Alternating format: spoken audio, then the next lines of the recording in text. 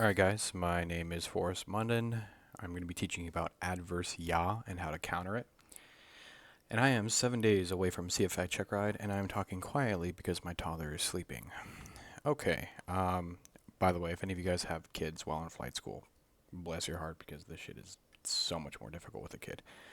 Okay, also a guy in my flight school, I just met him, he's a helicopter pilot, because we mix our classes together. He has 7 kids, so yeah, that guy, I don't know how he's doing. That guy's a Superman.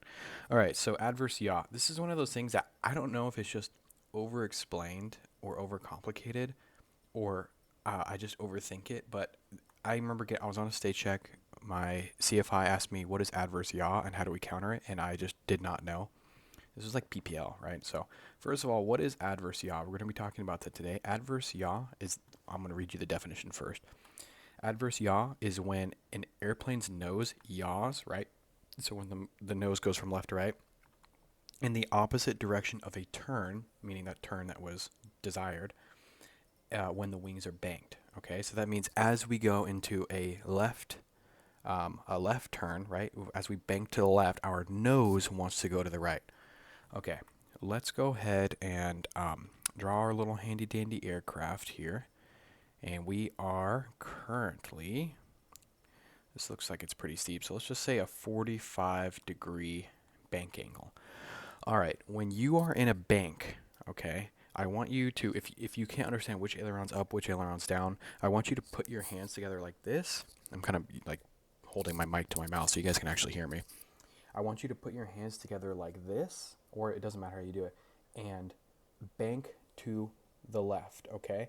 Where your thumb points to, that is which aileron is up. Okay, so look at this thumb right here.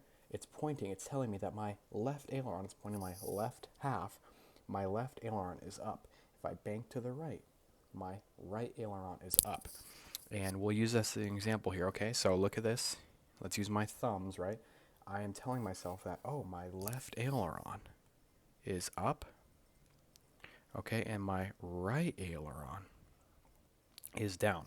So what is happening here? When I go into a bank, literally, like, I think you can explain it as simply as this, is that the upward wing, right here, this wing is generating more drag. I really think you can summarize it like that. This right here is because of the way, you can go into camber line and stuff like that, but I'm not going to, but because of the new shape of the airfoil, because that's what an aileron does, it effectively changes the shape of an airfoil, it creates more drag. And this side has less drag. Okay, so if air is coming this direction, and so this guy, we're looking at it from the back, by the way. Sorry, I should have explained that. We're looking at it from the back because that's how I'm visualizing it. And air is coming this way, right? We're going into the air.